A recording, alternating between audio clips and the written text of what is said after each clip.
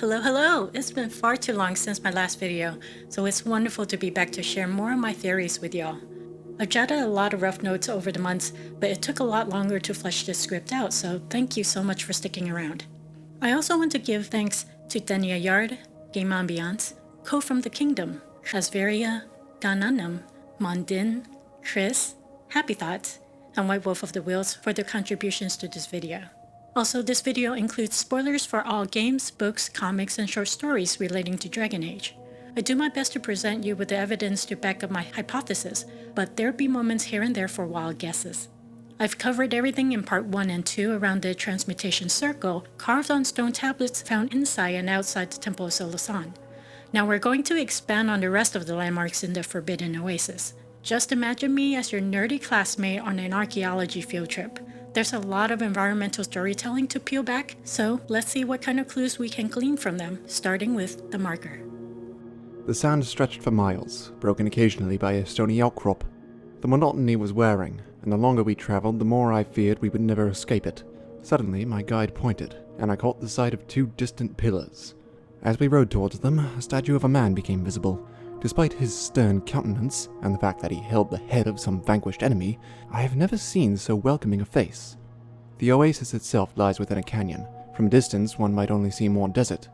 The rocky hills surrounding it look the same as any other rocky hills. Were it not for the pillars and man, the place would not appear remarkable at all. When I expressed these thoughts to my guide, she laughed and said she could find the spot even without them. I conceded the point, not wishing to insult her skill. Still, I am grateful for the bygone sculptor who placed the statue here. Henry Doucette is a representative and amateur historian with the Inverse Mining Company. Its owner-proprietors closed down the operations about 2 years before the Inquisition formed because the work was no longer profitable. Doucette didn't make any notable detail about the statue, except it's a man looking stern while holding the head of his enemy.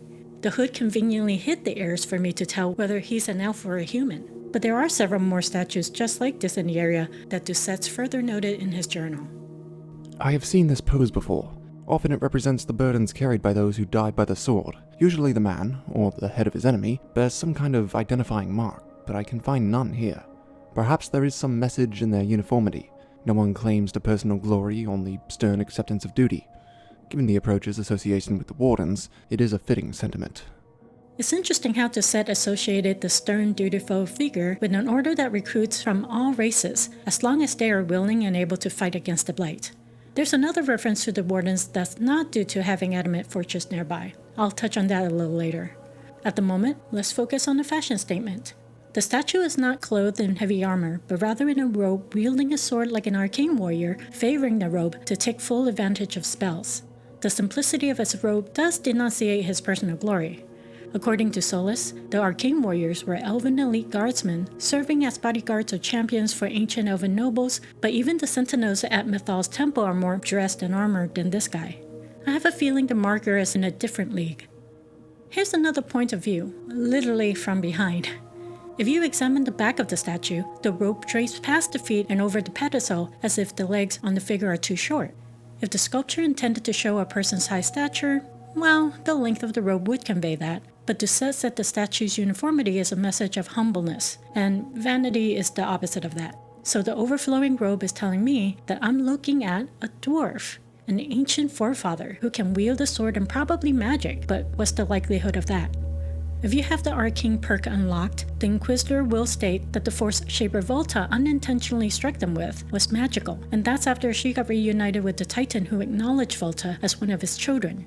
Meaning there's a good chance dwarves used to have arcane abilities. Even the Shaubertal who ingest lyrium didn't cast any spells, so the key lies with the Titan's connection and who they choose to connect with.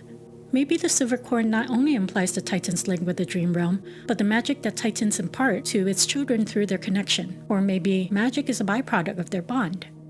I'm definitely curious about the decapitated head. The head is the topmost part of the body where symbols of power, authority, honor, and beauty are displayed.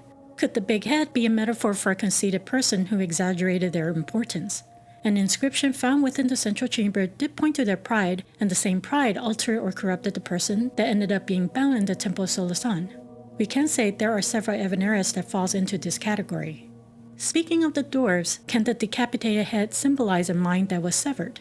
If the statue is an elf, It would point to the Evaneras who disconnected the hive minds of the Titan's children. But if the statue is of a dwarf, does that suggest they can cut someone off from the dream realm or fade? Does the severed mind also suggest tranquility, or the loss of the stone's influence over the fade? As Enchanter Serathan said in regards to the laws of nature and the fade, if dwarves dreamt and shaped the fade with their own perceptions, their rocks would not float. But parts of the Elven Empire did float. Was it due to cutting the Titan's cord or influence in the fade that neutered dwarves from dreaming rather their inability to? Who really knows what ancient dwarves were really like without historical records? I have to throw it out there that the big head could possibly be one of Gellanon's creations. The size of the decapitated head is roughly as large as the giant, but its anthropomorphic features have me thinking about the Dragon Age 4 teaser art of a gargantuan humanoid. Maybe the concept art was supersized for the effect, but it's possible. Whoever this statue represents, the purpose of this figure is implied by the greatsword verdict found not far from the statue at the bottom of a dry well. The sword belonged to an executioner, the Antivan King Grimar the Younger, who personally decapitated those he decreed guilty. Lopping off heads is a somber job, and I doubt motivations are the same between this figure and the Antivan King, but the essence of it is about passing judgment.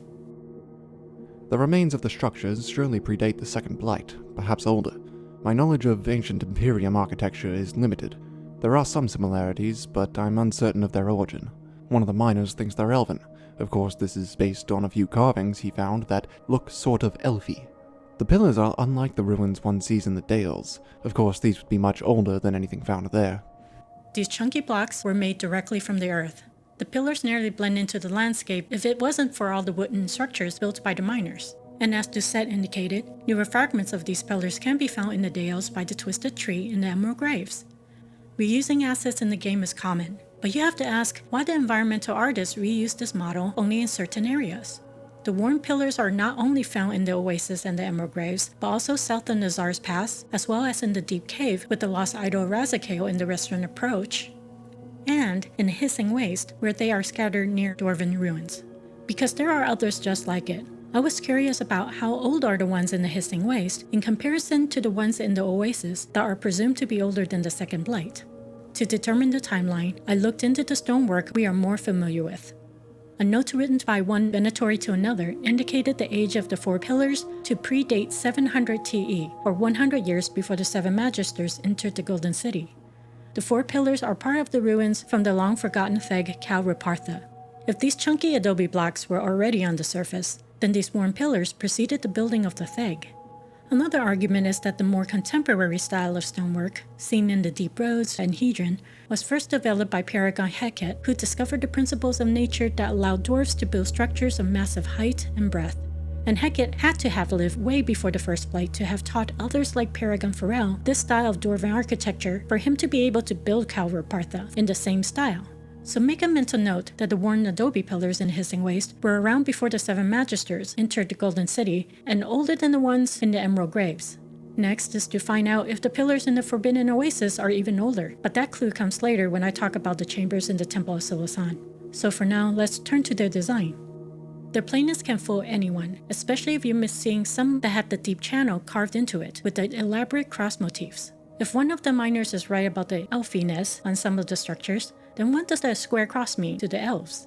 My first thought is that these columns commemorated the elves' victory over the pillars of the earth that gave them the ability to make stone rise like mist and fire run like water. The other thought is that the cross motifs were carved on pillars as a sacred symbol of the stone's influence over the material world, but that would be admiring the stone rather than hating it for causing the earthquakes that crumble their monuments. Another place we can find a square cross overlapping each other is above the temple doors. There are a couple of notable changes between the concept design and the in-game design of the entrance. We lost what appears to be roots hanging below the 8-point star and the bas-reliefs of mummified figures on the columns with their palms pressed together in reverence and a serpent coiled beneath each of them.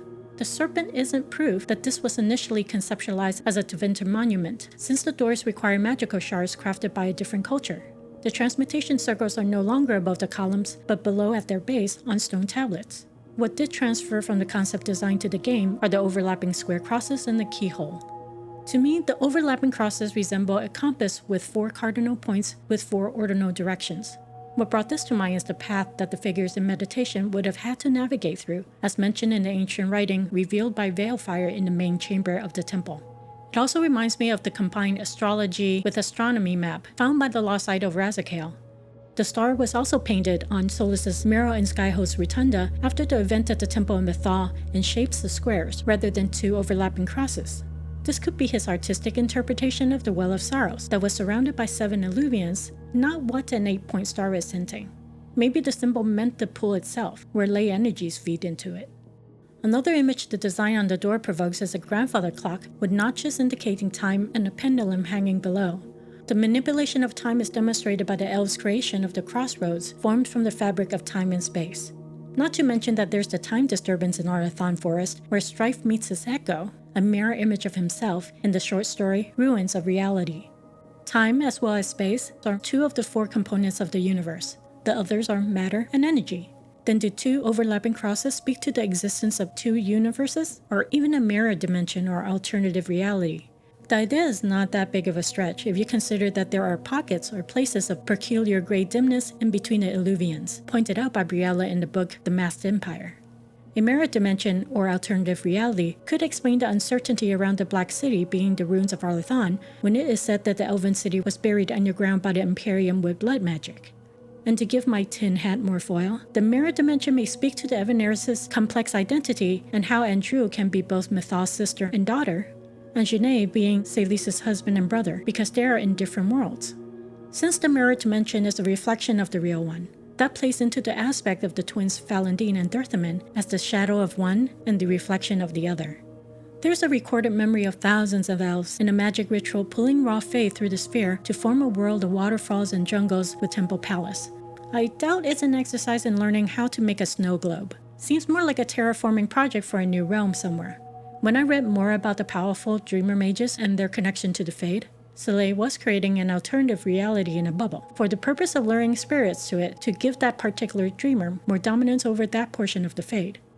Also, I don't know if flipping stones have the same meaning, but stonemason Gatsy pointed out the odd juxtaposition to the set of mosaics titled The Fall, carved by the Tevinter artist long ago, of how the 7 Magisters got kicked out of the Golden City and fell back to Earth. Now, Gatsy never traveled the Crossroads or been to the Shattered Library like we have, but it circles back to the elements of magic or displacement that made some of their cities float in the air and their whole travel system from bent time and space. Out of all the landmarks, the Intrinsic Pool may seem mundane. The water flowing off the cliff at the top of the peak down to the pitted ground begs the question, was the Forbidden Oasis always a barren land? I say no. The dry region of the approach was once a land of plenty. The rain came north over the Gamardin peaks, turning the plains green and lush with vegetation for several months of the year, until 800 years ago, the approach became the site of a major battle during the Second Blight, and the Darkspawn blood corrupted the land and never allowed it to recover. Sola stated that the Hissing Waste was also a lush forest, until the sand slowly claimed it. The Forbidden Oasis is smushed between the approach and the Hissing Waste, so either the sand or the blight ravaged this area. I'm thinking it's more likely to be the sand that has left some flora growing and animals stranded, like these tuskets and nugs built for wetter climate regions. The letter left by Leon to his sister described the pool as having a scent of water. Water is odorless, tasteless, and colorless, unless Leon meant the water has a briny scent of the sea. I would be remiss if I didn't mention Galanon's creation pool also smelled briny like the sea. Maybe the name of the pool suggests that there's an inherent value to lyrium. The term intrinsic implies that something is a fundamental component and is valuable on its own, or that lyrium has a transformational property like water which can change from liquid, solid, to vapor. Prior to the short story Horror of Hormak, it was hard to accept anything the Chantry say at face value about how these emerald waters doth life begin anew. But now we've seen through Sir Warden Ramesh's eyes how lyrium can affect anything it touches, whether in the Fade or on salt water. So Titan's blood is what gives life to not just the earth, but also the spirit realm. Then is the Fade thinning not merely because the spirits are pushing through, but because there's not enough lyrium to bathe the Fade in? I'm not really sure what the answer is here without more clues. Maybe the next landmark would tell us more. As you walk toward the pool, you will run into these 2 lovely people, Andraste and the Maker. If you choose the Ferelden decor for Skyhold, a note from archivist Bannon explains these Andraste statues are reappropriated chastened figures of female warriors with animal heads to represent the 4 seasons bearing the typical attributes of renewal and death. But here's the issue about the statue being chastened. Chasten's works of art are primitive, at best. Pendants and charms carved with the fangs, bones, or claws of animals are the most common things, alongside fertility carvings. Furthermore, when the Chasens split off from the larger human tribe to settle in the Kokari Wilds, they hardly left the area, except for the occasional fights with the Alamari for dominance, which they lost badly. The Chasen wasn't even involved with the Exalted March when the other tribes joined forces with the Alamari to fight Tevinter alongside Andraste and Mafrath. I can't imagine that the Chasen would travel so far west just to carve a statue of their animus god, let alone transport one to somewhere miles away from their home when they hardly stepped out of their backyard. Wait, their backyard would be the Sunless Land, so the Ferelden Valley would be their front yard. Yeah, that's right, front yard. Long story short, Archivist Bannon might have mistaken the origin of the statue as chastened because of their beliefs. It would have made more sense if the statue of 4 seasoned female warriors were Syrian, since their tribe was in the area until the founding of Orlais after the first Blight. Like many other human tribes, the Syrian also had animist beliefs. Here's the most intriguing thing though. Regardless of who she belongs to, the position of her statue, including the makers, mirrors what is said in the inscription on the stone tablet that has been locked away within the temple. Either Solus or the Inquisitor with enough linguistic knowledge can interpret the inscription to say that 2 other figures turned their gaze from the figure bound in chains, like the way the couple is turned away from the temple, making me think that these statues were sculpted here by design as a reminder of the event or a directive. My feeling is that the barbaric human tribes adopted these ancient remnants left by early inhabitants on Thedas, namely the ancient Elves and Dwarves. Just like the halo behind Andraste's head, the skeletons and the bas-reliefs in the concept design for the doorway also had a disc or halo behind the skull, but the skeleton got scrapped and the skull was repurposed to design the shards. This bit I'm about to say is tinier, so take it as you will. I wanted to figure out which anime head the Andraste statue would have originally had if it wasn't chiseled to a human face, and the only sacred animals connected to deities are the ones representing the Eveneris. I don't know if the Forbidden Ones were known to have sacred animals, so we'll have to go with what we got. There are 6 sacred animals to 6 elven gods: Mythal, Felundine, Dirthamin, Andruil, Gillenon, and Fen'Harel. But to pair up the 4 seasoned female warriors with the 4 elven goddesses is a little tricky, with Solace isn't known to have a spirit animal unless she borrows one from Andruil. Either one of the ladies with spirit animals has dual roles, or one of the guys is gender non-conforming. I also have some thoughts on the shield the statue holds. We know foci exist. Thus, these spheres indicate 5 gods possess a foci of some sort.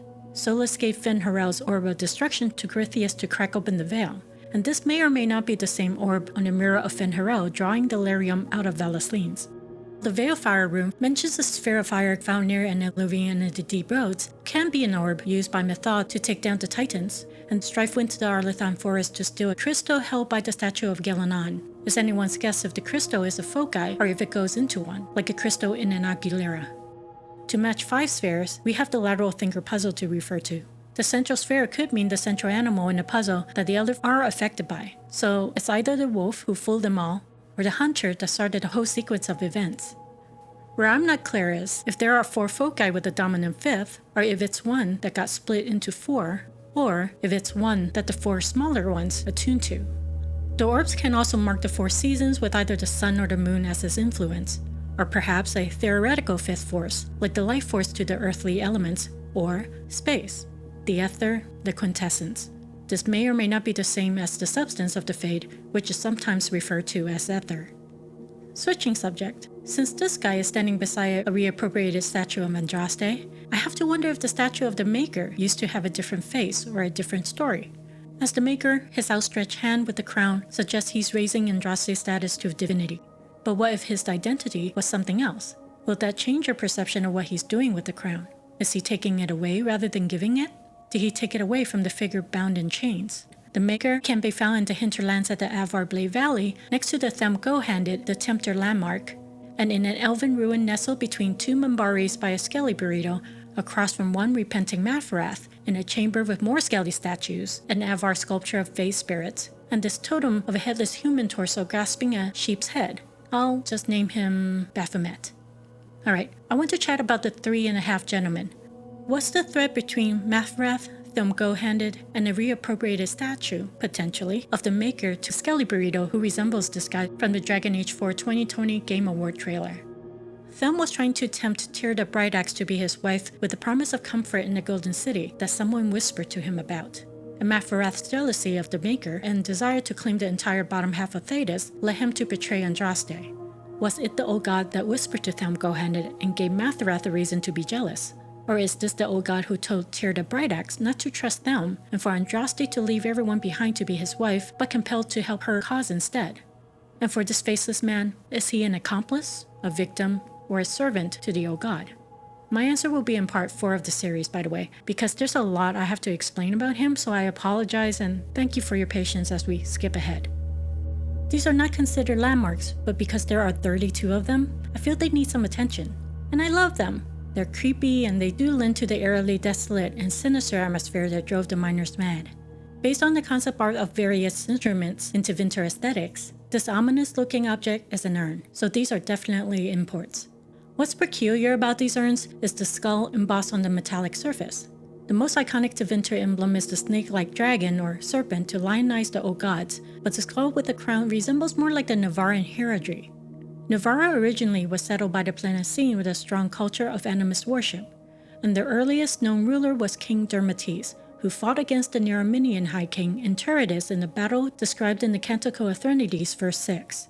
Out of desperation to turn the war around, Dermates spoke to a different demon on how to defeat Inturitus' army, and he too abandoned the Maker and praised her, presumably the old god Razikael.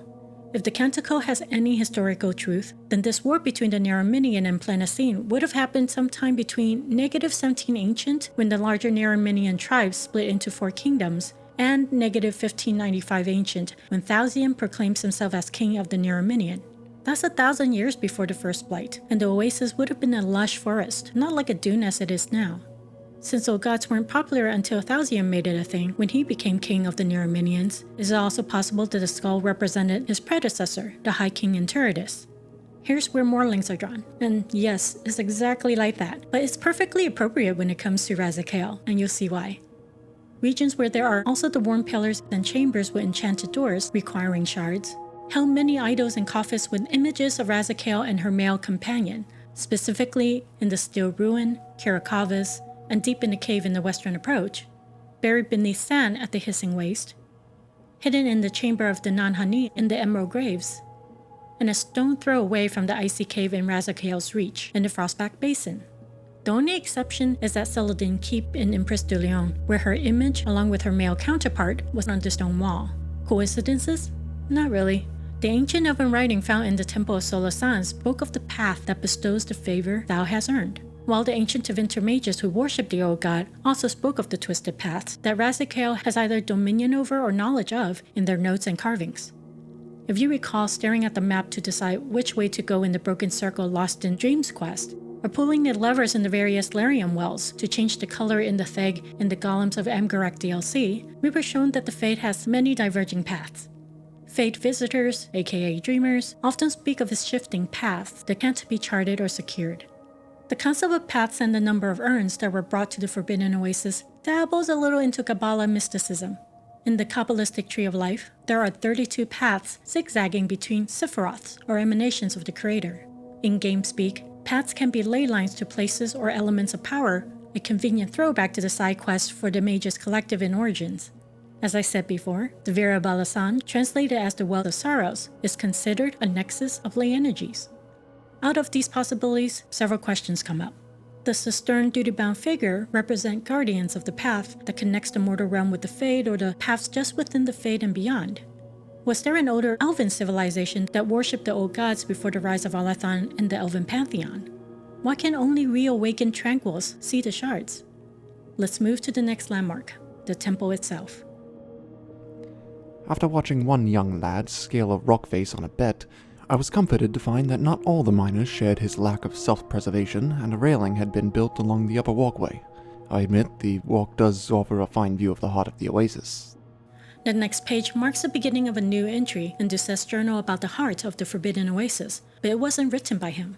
Enchanter Renaud, an agent of the Inquisition, remarks that Doucet was fascinated by the region, but a clear description of what that heart is was lacking. During the investigation of the shards, Renaud found out that the shards have a connection to a particular temple in the western approach, the Temple of Solasan, the heart of the oasis. What I didn't discuss in detail in the previous video are the inner chambers, so we're going to have a chance to delve into them here. The ancient writing left on a wall within the central chamber spoke of a voice telling the figures in meditation that their path bestows a favor. I get that it's a quest disguised as an implicit message about the rewards the player would collect based on which chamber they enter, but I want to believe there's a bigger story than that. Each chamber has an expression, or epithet. The fire captured, the cold endured, the spirit calmed, and a prideful place. The chambers exemplify 4 forms of magic. 3 primal, known as the magic of war, that harnesses the power of nature with the invisible energies outside of nature known as spirit. However, the Circle of Magi categorizes primal and spirit as being under the school of energy. The other school is the school of matter. Energy and matter are 2 of the 4 components of the universe. The others are space and time that I alluded to about the temple door resembling a grandfather clock.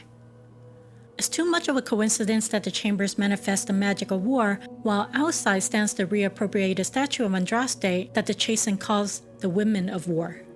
Upon entering the temple, the negative vibe at the door goes away.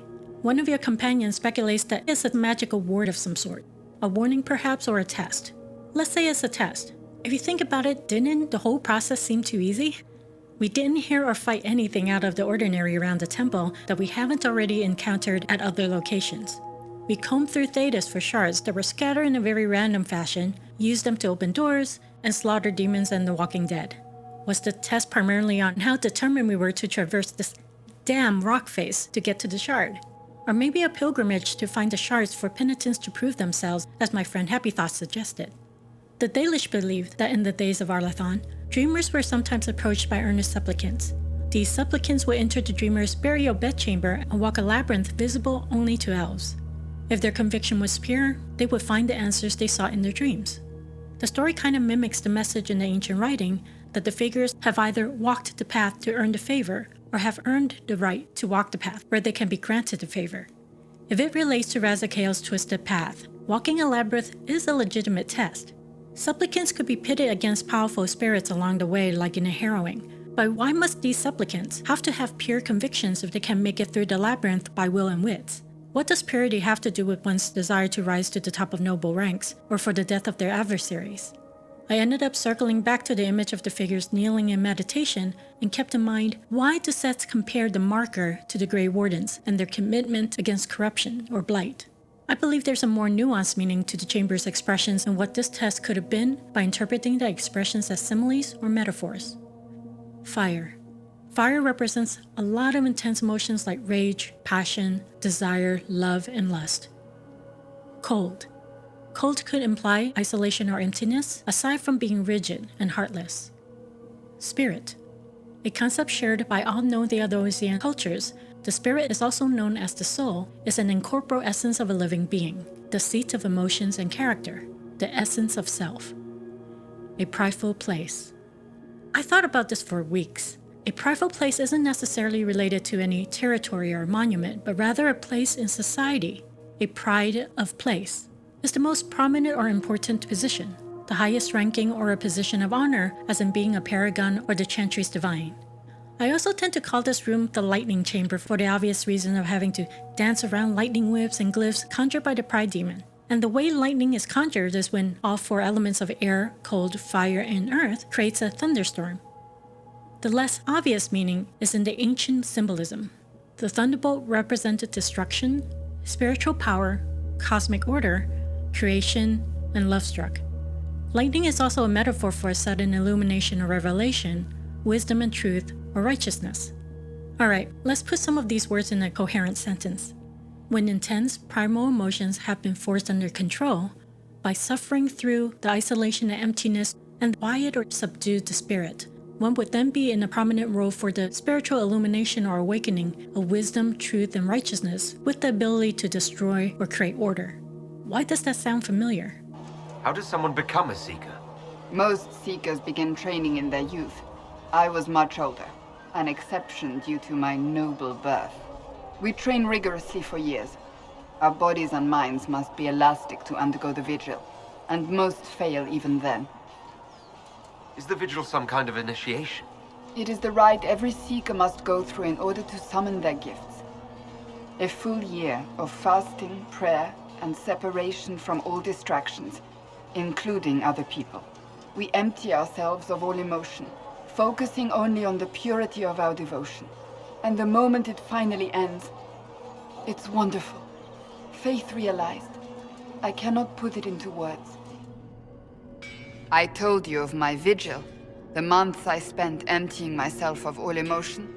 I was made tranquil and didn't even know. Then the vigil summoned the spirit of faith to touch my mind. That broke tranquility and gave me my abilities. The spirit of faith reignites the person's sense of self, the soul, with spiritual illumination, thus granting power. So in essence, this temple could possibly be the birthplace of a league of ancient seekers, and the marker may be depicting an order.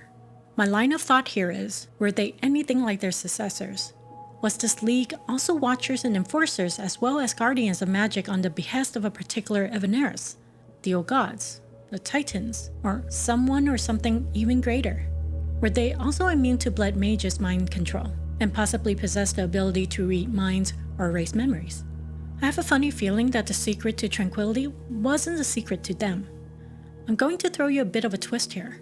We found a lot of idols and coffins of Razakael and her mate in places where there are worn pillars. The only places their images weren't carved on slabs or coffins can be found in Empress de Leon on the stone wall at the base of an ancient elven fortress. Coincidentally, a fortress named Solasan, translated as Endurance.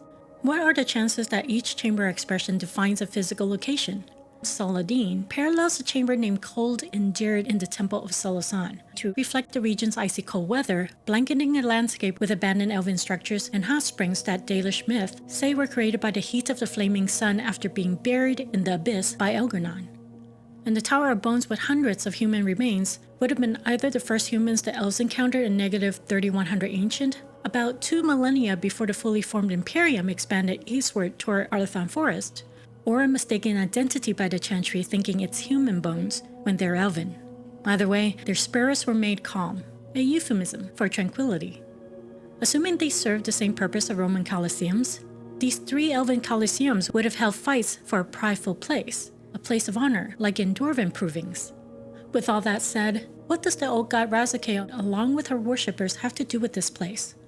When we think back to Dusette's comparison of the Grey Wardens with the marker statue, the Colosseums could have been where initiates were pitted to fight one another or against beasts or spirits to see who deserves the favor thou hast earned to walk the path, or that these fights are the path to serve the order. Much like how the Grey Wardens goes around the region to recruit the best fighters for the joining, regardless of race, gender, status, or creed.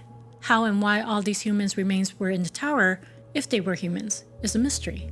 So to sum it up, Solasan Keep could have been a recruitment facility or headquarters, such as Weishaupt, but it's hard to really know for sure if its intended purpose without much information to back it up.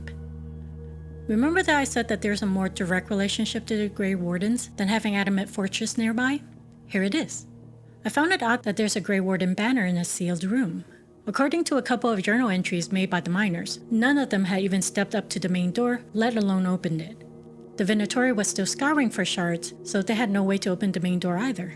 The reason why the Venatori hasn't already gathered the shards after putting up an Aguilera is beyond me. Anyway, so why is there a Warden banner inside a sealed tomb? It could be that the coat of arms is elven made and was left to commemorate the people who were buried here.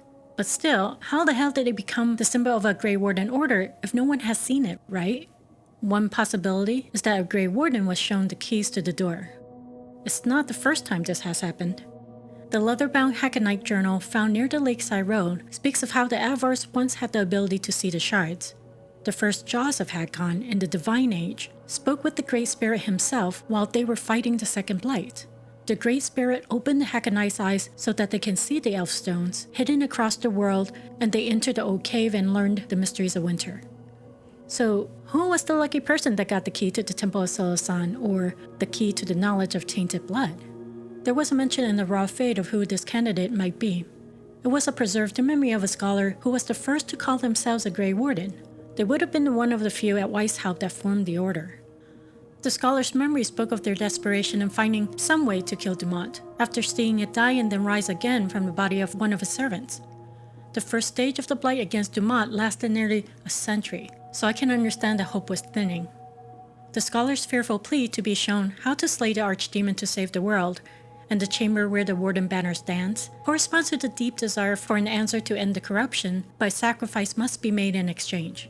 The scholar couldn't have tossed themselves as an offering because they would have needed to leave the temple and convey what was learned about tainted blood to the rest of the group. But it doesn't mean that they didn't willfully sacrifice in another way, say allowing a tag-along, a possession. It's customary to ask for a favor in return for a help given, otherwise quests wouldn't exist. As to the frequency of spirits whispering to priests, oracles, and would-be kings, it's also possible that the scholar was whispered to and given the answer in their dreams. If that's the case, the banner in the chamber marks where the idea came from and who provided the solution. Not to leave any stones unturned, those tied to the chamber must have experienced the Blight, or were affected by it in a way the Dwarves of Khal Sharrak might have been and adapted to. Were some or all in this order given the gift of Blight magic?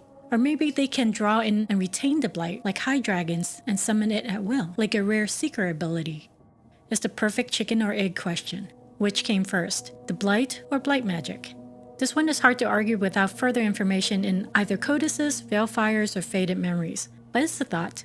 Let's keep going. What about the sarcophagus? What's interesting is not the amount of them, but their plainness.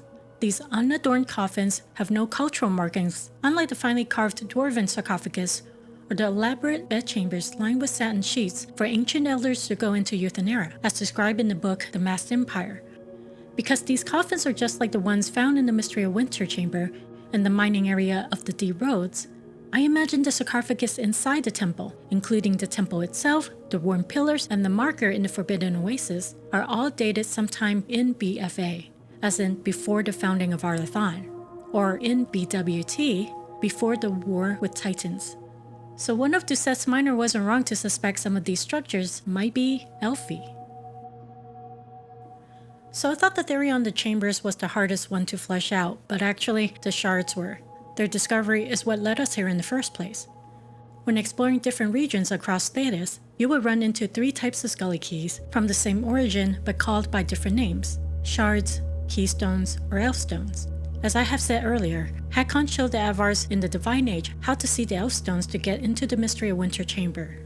But Hakon has been silent for centuries, and they couldn't see the shards anymore until Alexius and the Venatori placed the magical skull of a dream slain around the basin. Another way of saying that the Hakkonites figured out how to look through an Aquilera made by heads of Tranquils. First of all, I want to say how shitty it is to force demons onto Tranquils just to get their heads lopped off to place on tree stumps. Second, the skull in the bas-relief from the concept art was repurposed to design these shards. The halo doesn't look like a halo anymore, but rather a bull cradling a skull with a blunt force trauma. In my mind, the shard is like a rune that need not to fit the keyhole. It only needs to be carved to inform others which house these keys fits in, using the skull as a hallmark. Lastly, no ordinary mortal mages can see the shards without the guidance of a spirit or be touched after being tranquil for an excessive amount of time, so I'm totally sus about who these skulls belong to. Here's a thought on how the chambers relate to the process of making the Aquilarium and why. When tranquility is reversed in the case with Pheromon in Asunder and Karl in Dragon Age 2, all of their emotions and their sense of self rush back, leaving them shaky and overwhelmed, but re-emerged as a whole being of mind, body, and spirit, or soul. If we reverse the expressions of the chambers, it translates to how tranquility can be undone by the spirit of faith. Upon a sudden jolt of illumination or revelation, the incorporeal essence or soul is awakened to unleash primal emotions and interconnectedness, for one to arrive back to the place of universality or existence. It's like having the added spark in your steps after being pieced together from teleportation. The exception is that the Venatori weren't looking to gift Tranquils any power, and not like the spirit of faith can be easily tempted to touch an untrained mind. It was just a means to an end to create the Aquilarium to see the magic shards. Also, my brain kept returning to the thought of how the lights of Arlathan can be seen. In the quest to find Morrigan, the Warden and companions spoke to the statue Adani Zenobia, who knew about the special lanterns that can illuminate the paths between Illuvians. The lights are magically hidden from the eyes of the unworthy, except for the inheritors of their original masters. To locate the lights, Finn needs a vial of elven blood from Arion as a spell component. The main thing that's keeping the inheritors of the original masters from seeing the shards is being separated from the Fade. Having the Venatori reach the Fae for the demon to reverse tranquility was the loophole Corythius or Alexius needed to bypass the veil. That was Pheromon's exact experience before being possessed by a pride demon. Just a touch of a faith spirit provided the subject with enough heightened state of consciousness, a moment of sixth sense, or temporary extrasensory sight, as my friend Chris calls it, to detect the shards embedded with skulls of the guardians of the path. The number of shards we needed just to gain access through all the doors was a bit of a chore, but it's not without purpose. I broke down the number of shards required to gain full access into the temple to demonstrate that there's a reason, or two. Doors to the fire, cold, and spirit chambers required the following amount. First door, 6 shards. Second door, 12 shards. Third door, 18 shards. I then went into full nerd mode and broke down the number of shards into root numbers to illustrate Euclid's theorem. 1, 2, 3, and any numbers that can be divided by itself and 1 without remainders are prime numbers. Prime numbers give us the golden ratio and the Fibonacci sequence, thereby scientists call mathematics the language of the universe. Elven murals show what could be the forms of measurements and geometric shapes, and books found were filled with numbers and letters splattered around the page in random order, like writing in a dream. It's not a contradiction that ancient elves believed in gods and math. The ancient Mayans worshipped both, so why couldn't the elven culture in this fictional world devote themselves the same way? Real-world philosophers and theologians have even extrapolated numbers to go beyond the universal language of math. The Greek philosopher Pythagoras, who lived in the 6th century BCE, was the first to teach that numbers themselves had meaning beyond counting and calculating. Numbers were esoteric symbols with divine significance. Both Jewish and later Christian readers of the Bible took inspiration from Pythagoras and attempted to derive mystical meanings from numbers. It's the reason why I said earlier that the number of urns brought to the oasis may relate to the paths in the Tree of Life in Kabbalah mysticism. I did read about biblical numerology and thought it might be a good way to look at the number of shards, especially when the plots of each Dragon Age game were inspired by the first 5 books of the Old Testament or Torah. Origins gave a nod to the Book of Genesis, Dragon Age 2 to the Book of Exodus, and Inquisition to the Book of Leviticus. With fresh eyes, I went over the numbers again for all the doors within the 3 chambers. Door 1 requires 6 shards. Door 2 takes 6 more. And door 3 takes another 6. 666, the number of the beast mentioned in the 13th chapter of the Book of Revelation. The chapter frames the beast as the false prophet or the one opposing the creator. Mike Dara did hint back in February 2020 that the Book of Numbers will provide a direction in Dragon Age 4. But I don't see why the main plot around elven lineage and nation building can't include a subplot to expose the false prophet. Reading further into the 18th verse of chapter 13 in different Bible versions of the Book of Revelation, the most important words are wisdom, and the number of the beast is the number of the man, with the exception of the Christian Standard Bible interpretation calling the man as a person. So that opens up a list of suspects to consider as being the one chained in the temple. There is a number I left out, and that's the number of shards required to open the main door to the temple. According to the biblical numerology, if you add another 6, that becomes the number of the omnipresence, the one that is everywhere and nowhere. This may mean that it was by the divine decree that the figure mentioned in the inscription be chained, bound, and sealed for eternity. Hidden from the mortal eyes, death lies within. Alright, we got through this, so let's do a quick rundown before tying it all up with spaghetti strings. The Forbidden Oasis, as well as the western approach in the Hissing Waste, was once a lush forest until sand engulfed the land, eroding the flora, evaporating most of the river, and leaving some animals stranded. The Temple of Solasan dates back to an unknown time in BFA, before the founding of Arlathan, or BWT, before the War with Titans. Based on the same unadorned sarcophagus found in the Mystery of Winter Chamber in the Frostback Basin and the Lyrium mining area, may also mean that the worn pillars and the marker in the oasis were constructed around the same time except for the couple that were erected later. The position of the reappropriated statue of Andraste, as well as the maker, mimics what was said in the inscription, locked inside a temple about 2 figures turning away from the one bound in chains, implying that these statues were erected here as a memorial of an event or a new directive. The symbolism of the intrinsic pool and the square cross seem to suggest that lyrium is intrinsically intertwined with the elements of nature or primal forces and the components of the universe. The marker is stylized as an arcane warrior with a stern sense of duty, holding a decapitated head as a sign of their control over minds. It is unclear whether the statue is of an elf or a dwarf or a completely different race. Cited in the ancient Elven writing, figures in meditation were tested and bestowed a favor, in a similar way to how seekers of truth endure arduous vigils in isolation in order to be granted their abilities. The phrase can also be interpreted as being granted to walk the path after being bestowed a favor, possibly from a spirit guardian. Either way, these individuals had to be chosen. They also seemed to have knowledge of blighted blood and were able to pass it on to one of the very first Grey Wardens who was desperately seeking an answer to defeat the archdemon Dumat. If they are anything like their successors, these ancient watchers or guardians can gain abilities ranging from mind control, erasing memories or tranquility, and even have a rare ability to cast blight spells or to draw in the blight to summon it later. Based on the worn pillars also found in the western approach, Hissing Waste and Emerald Graves, the Order may have migrated or broke off into smaller groups away from the Forbidden Oasis. The temple would have served this order of ancient watchers and enforcers or guardians of the path between the mortal and the spirit realms. The references to path leads to the old god Razakael, the god of mystery whom ancient Tevinter believed to be the gatekeeper of the twisted path, another word for ley lines between nexus of power running through the two realms. Razakael and her male counterpart may also have some associations with those areas, including the Forbidden Oasis. The one region that held no worn pillars or enchanted doors is Empress du Lion, but its parallel to the Four Chambers epithets suggests that Sullivan Keep may have been a headquarter or recruiting facility for this mysterious group. The shards that lead us to the Oasis has been masked by the veil, even from the inheritors of their original masters, which are the Elves. So the Venatori created the Acularum as a workaround in order to see the shards, based on Pharamon's research and revelation. According to biblical numerology, the number of shards required to gain full access to the Temple of Solasan may allude to the false prophet, wisdom and mercy, and prophecy.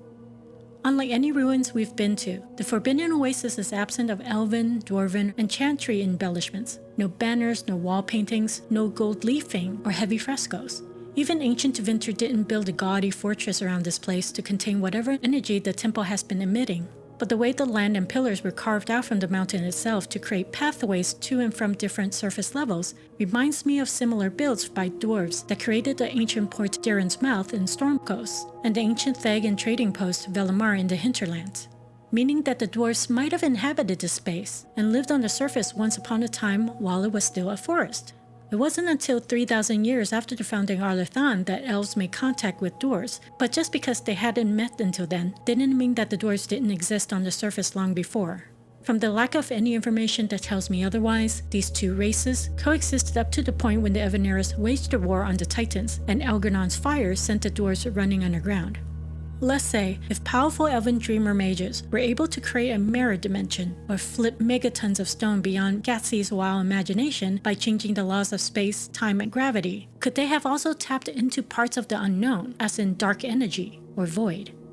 And then we come to the name itself. Oasis means spring, or sanctum or sanctuary. The Grey Warden Order is a sanctuary for those escaping their sketchy past, executions, or a dreary life, regardless of class, race, gender, or rank, and are willing to take up the fight against the Blight. The Ancient Order might have welcomed all who were willing to be tested on the path and serve a good cause, or so they thought.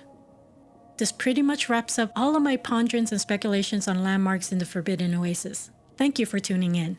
Don't forget to hit the like button and turn on the notification bell for the final segment of this 4-part series. So come on back and we'll dig more rabbit holes together. Until then, be well.